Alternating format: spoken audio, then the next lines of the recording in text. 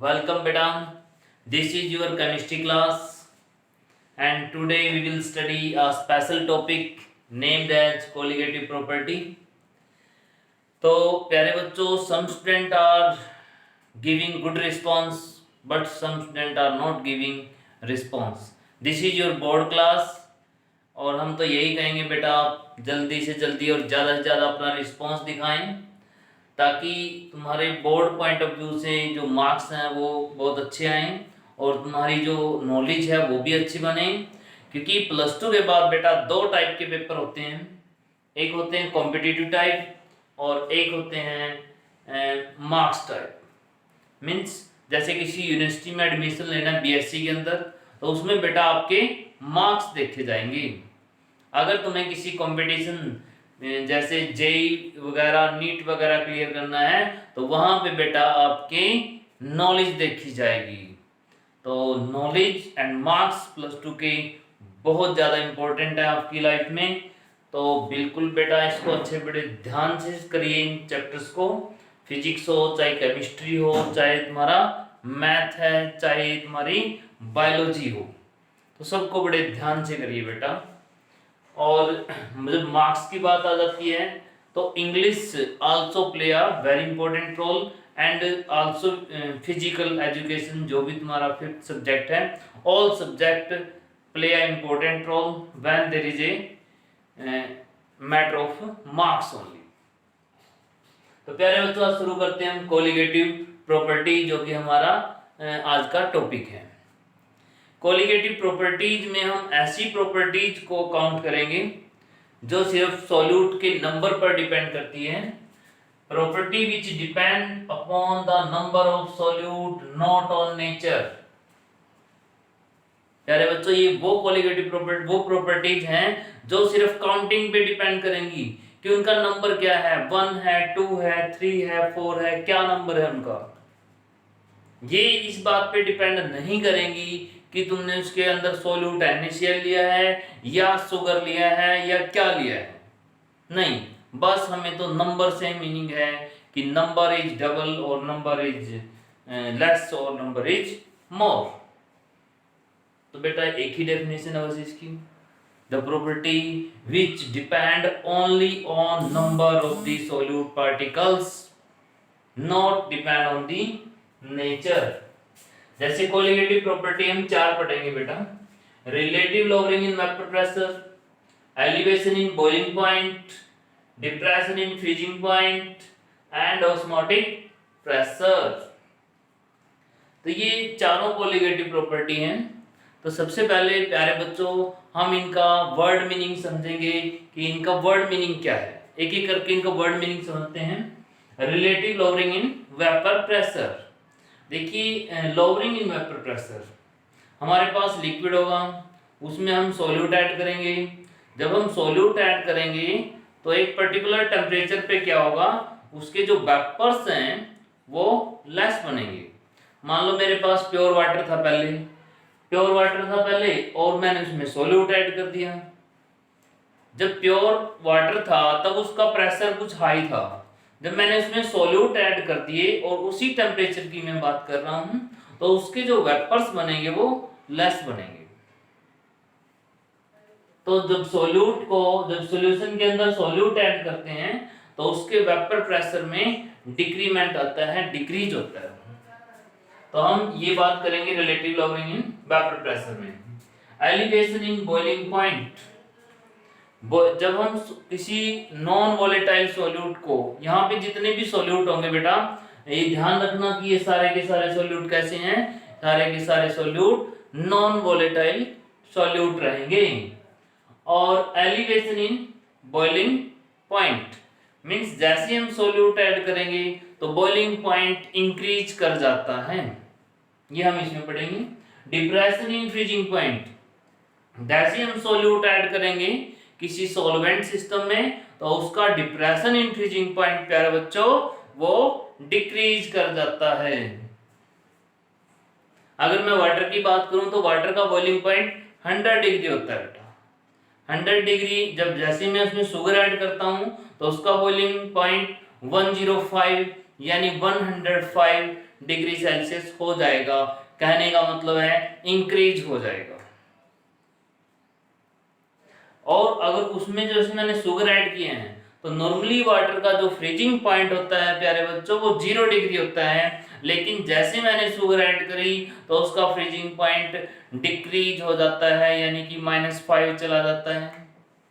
कहने का मतलब डिक्रीज हो जाएगा, -5 हो जाए या -3 हो जाए या -2 हो जाए, and that may be -1 any value.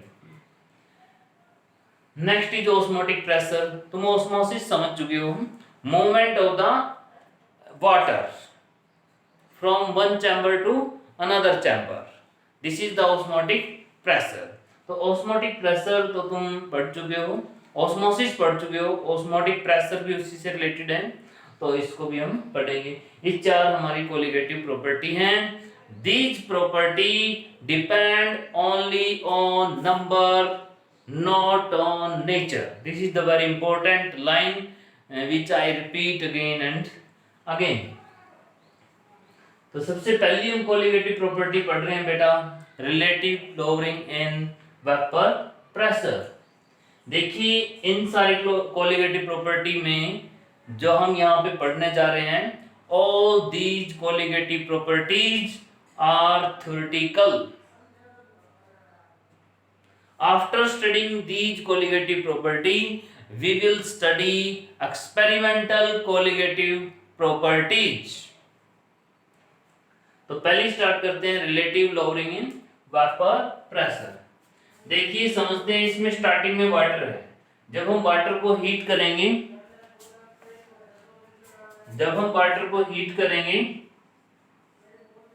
किसी पर्टिकुलर टेम्परेचर पर, मान लीजिए 80 डिग्री पे हीट किया, तो इसके कुछ वेपर्स बनेंगे और ये वेपर मैनोमीटर में मरकरी फिल हुई है, इसके ऊपर प्रेशर डालेंगे, मरकरी की हाइट बढ़ेगी और हाइट से हम प्रेशर नोट कर लेंगे। तो जैसे वाटर का प्रेशर, वाटर है या कोई और सॉल्वेंट है, उसका जो वेपर प्रेशर हम चेक करते हैं, मान लीजिए कि 300 mmHg आ जाता है, 300 mmHg इसका वेपर प्रेशर आता है। अगर मैं इसके अंदर प्यारे बच्चों सोल्यूट ऐड कर देता हूं, नॉन वोलेटाइल सोल्यूट, तो इसका वेपर प्रेशर डिक्रीज कर जाता है। मींस जैसे मैं इसमें शुगर ऐड करूंगा तो इसका जो वेपर प्रेशर है ये 250 mmHg हो जाएगा। ये मैं वैल्यू अपनी तरफ से दे रहा हूं। कहने का मतलब है कि पहले वाटर का जो भी वेपर प्रेशर था, अब सोल्यूट ऐड करने से वो वेपर प्रेशर डिक्रीज कर जाता है। और ये पॉइंट प्यारे बच्चों हम पहले पढ़ चुके हैं कि सोल्यूट, नॉन वोलेटाइल सोल्यूट के ऐड करने से वेपर प्रेशर डिक्रीज क्यों कर जाता है, क्योंकि these solute particle come on the surface of the water or any solvent।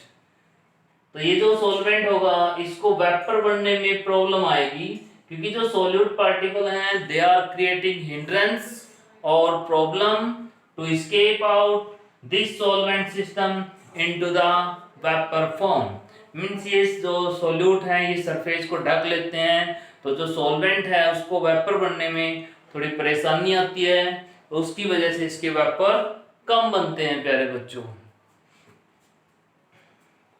देखिए पहले क्या था, पहले इसको कोई रोकने वाला नहीं था, जितनी हीट मिली वेपर दिए, लेकिन अब हीट तो दे रहे हैं बट उसको रोकने वाला भी यहाँ पे प्रेजेंट है।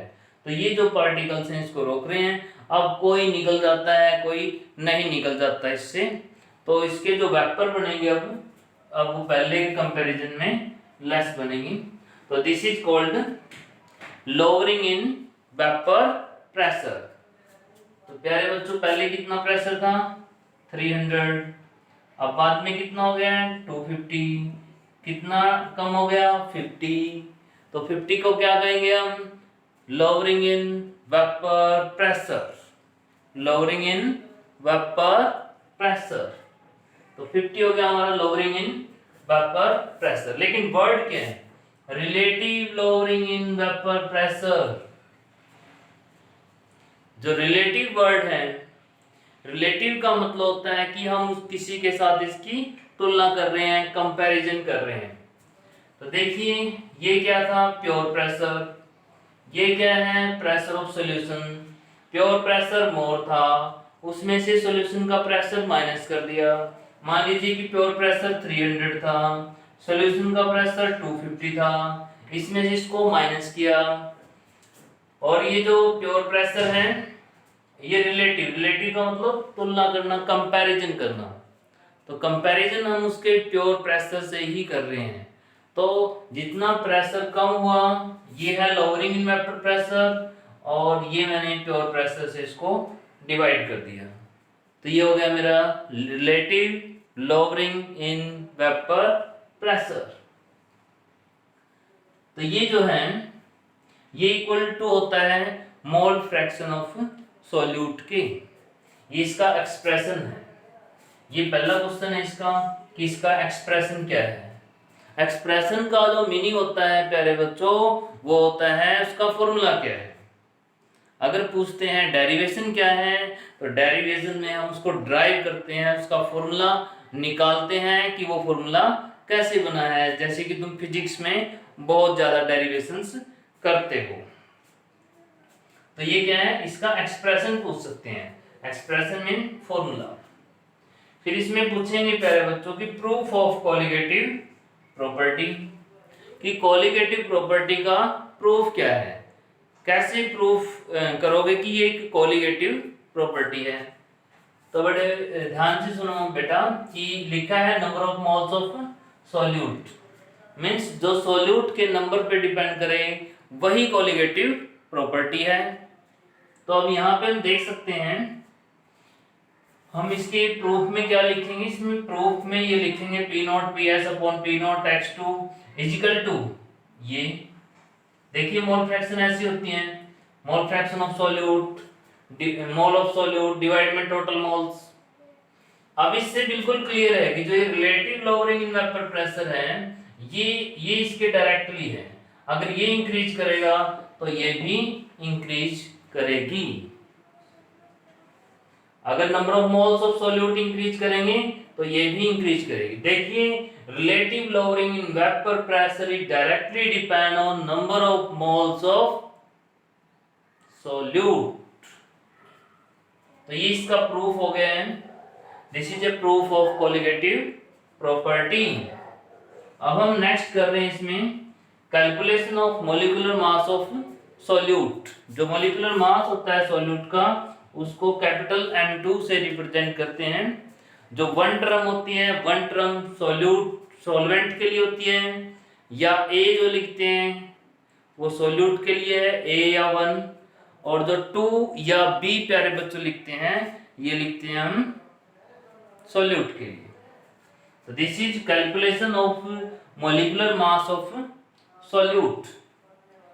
तो देखिए फॉर्मूला है, ये लिखा मैंने N2/दिस। अब जनरली क्या होता है, जो सॉल्वेंट होता है वो मोर अमाउंट में होता है, सॉल्यूट की अमाउंट लेस होती है सॉल्यूशन के अंदर। तो हम सॉल्यूट की अमाउंट को इग्नोर कर सकते हैं और मैं इसको लिख सकता हूं N2/N1। अब नंबर ऑफ मोल्स कैसे निकालते हैं, गिवन वेट डिवाइड में molecular mass, given weight divide में molecular mass. This is for solute, this is for solvent. अब इसमें से क्या करेंगे, जो ये M2 टर्म है, M2 molecular mass of solute, ये हमें एक साइड में कर देनी है और बाकी सारा फॉर्मूला एक साइड में। देखिए this is equal to this, means ये इसके इक्वल है, तो मैंने लिखा। अब मैंने क्या किया, इस M2 को मैं इस साइड लेके चला गया और ये सारा इस साइड आ गया। ये P0 माइनस PS बेटा कहाँ चला गया, नीचे, और ये P0 कहाँ चला गया, ऊपर, क्योंकि सारी टर्म डिवाइड में होगी और डिवाइड में होगी तो ये टर्म ऐसी बन जाएगी। तो ये क्या बन गया, इस तरीके से हम सॉल्यूट का मॉलिक्यूलर मास कैलकुलेट कर सकते हैं। तो प्यारे बच्चों ये था इसका theoretical part, relative lowering in vapour pressure. अब हम जो है इसके बेस पे अगर कोई न्यूमेरिकल आता है तो उस न्यूमेरिकल में वो क्या पूछ सकते हैं। देखिए वो ये कह सकते हैं डायरेक्टली कि calculate the relative lowering in vapour pressure. तो आपने क्या करना है, उसकी मोल फ्रैक्शन निकाल दीजिए सॉल्यूट की, बस इसका आंसर आ जाएगा। वो ये कह सकते हैं कि लोअरिंग इन वेपर प्रेशर निकालिए, तो लोअरिंग इन वेपर प्रेशर सिर्फ इतना फैक्टर है, तो उसमें क्या करोगे प्यारे बच्चों, आप मोल फ्रैक्शन ऑफ सॉल्यूट निकालोगे और ये pure pressure of that solvent ये मल्टीप्लाई हो जाएगा। सिर्फ इतना रख लेना इस साइड। अगर वो कहते हैं लोअरिंग इन वेपर प्रेशर तो हमें ये निकालना है। अगर वो कहते हैं बेटा कि calculate the vapour pressure of solution, तो हमें क्या करना है, पी नॉट को उस साइड भेज देंगे, फिर क्या बचेगा हमारे पास पी नॉट और पी एस, फिर हम पी नॉट को भी जो है उस साइड जो है भेज देंगे, इस साइड सिर्फ पी एस ही रखेंगे। तो देखो हमारे ये पूरा भी कैलकुलेट करने के लिए पूछ सकते हैं, इतना भी कैलकुलेट करने के लिए पूछ सकते हैं, पूरे के लिए वर्ड आएगा relative lowering in vapour pressure, और इतने के लिए वर्ड आएगा लोअरिंग इन वेपर प्रेशर, और सिर्फ ये कैलकुलेट करना है तो इसके लिए वर्ड आएगा वेपर प्रेशर ऑफ सॉल्यूशन। प्यारे बच्चों इसके ऊपर जो हम एक न्यूमेरिकल करके देखते हैं हम कि हाउ वी कैन, तो जैसे कि हम कह रहे थे बेटा, अब हम करते हैं एक numerical, this is a numerical solve numerical of the NCERT. तो इसमें देखते हैं कि जो relative lowering in vapour pressure है बेटा, इस पे किस टाइप के जो है न्यूमेरिकल आ सकते हैं। देखिए क्वेश्चन को पढ़ते हैं, very vapour pressure of pure benzene, यहाँ पे जो प्योर बेंजीन है उसका वेपर प्रेशर दिया हुआ है, तो वेपर प्रेशर तो एक ही पार्ट का बनेगा, दूसरा जो पार्ट रहेगा वो पहले ही बता चुके हैं, जो सोल्यूट यानी कि हम जो दूसरा पार्ट ऐड करेंगे वो नॉन वोलेटाइल यहाँ पे रहेगा। तो प्योर प्रेशर ऑफ बेंजीन कितना है, इतना है 0.850, 0.850 इसका प्योर प्रेशर दिया हुआ है। इसकी अमाउंट दी हुई है 39 ग्राम, कितना दिया है प्यारे बच्चों, ये 39 ग्राम, और इसका जो मोलिकुलर मास होता है बेंजीन का C6H6, कार्बन 12 होता है, हाइड्रोजन का 1 होता है, तो सोल्व कर लेते हैं और ये मास आ जाता है इसका 78।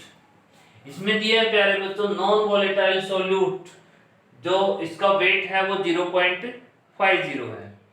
इसमें दिया है वेपर प्रेशर ऑफ सॉल्यूशन, ये है, देखिए वेपर प्रेशर ऑफ जो सॉल्वेंट है इसका है 850, 0.850, और सॉल्यूशन का है 0.845, मींस एक थोड़ा सा माइन्यूट सा डिफरेंस है यहाँ पे, वो 850 है और ये 845 है, और 0 पॉइंट लगा हुआ है कि बहुत कम डिफरेंस है।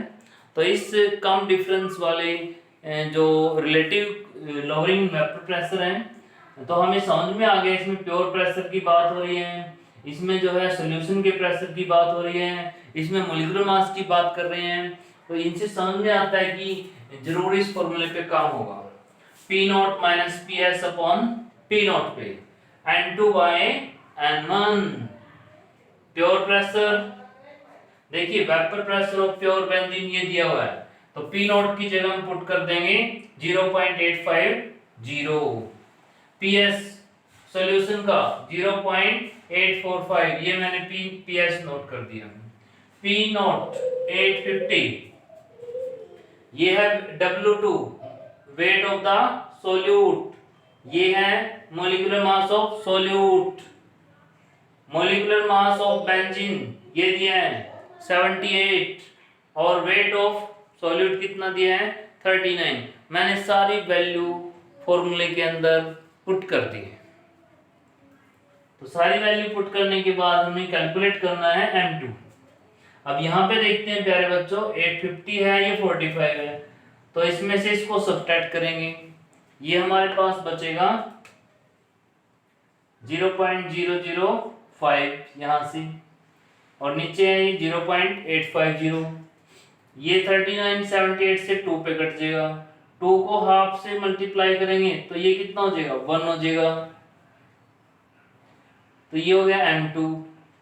अब m2 को हम इस साइड लेके जा रहे हैं और ये सारा इस साइड आ जाएगा, तो जैसे इस साइड आएगा तो ये उल्ट भी जाएगा, क्योंकि ये फैक्टर जब इस साइड आएगा तो डिवाइड में होगा, और डिवाइड में होगा तो फिर ये चेंज कर देगा ऐसे।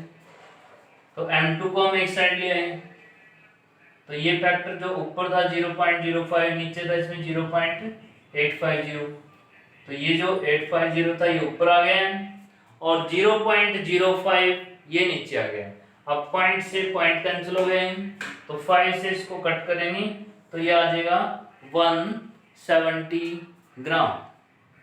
तो ये सॉल्यूट का मास आ गया है। तो प्यारे बच्चों कुछ भी पूछ सकते हैं, तुमसे relative lowering in vapour pressure भी पूछ सकते हैं, तुमसे लोअरिंग इन वेपर प्रेशर भी पूछ सकते हैं, और आपसे मोल फ्रैक्शन भी पूछ सकते हैं सॉल्यूट की। और जब सॉल्यूट की मोल फ्रैक्शन पता होती है तो हमें सॉल्वेंट की ऑटोमेटिक पता लग जाती है, क्योंकि प्यारे बच्चों हम 1 में से माइनस कर देते हैं उसको, तो दूसरे फैक्टर की मोल फ्रैक्शन निकल जाती है। तो इस टाइप के न्यूमेरिकल कोलिगेटिव प्रॉपर्टी यानी relative lowering in vapour pressure पे बन सकते हैं। अब जैसे इसके बाद अगर कोई relative lowering in vapour pressure से रिलेटेड इंडेक्स का कोई क्वेश्चन आता है बच्चों, तो उसको आप सॉल्व करोगे, देखोगे अगर कोई प्रॉब्लम है तो you will tell to me. तो एनसीईआरटी में अगर कोई इंडेक्स अनसॉल्व क्वेश्चन दिया हुआ है उसको सॉल्व करके देखना बेटा, और कोई प्रॉब्लम आए तो बताना। तो प्यारे बच्चों वीडियो देखा करो और पढ़ा करो बुक और अपना रिस्पांस दिया करो। थैंक यू बेटा, नेक्स्ट टॉपिक कल करते हैं।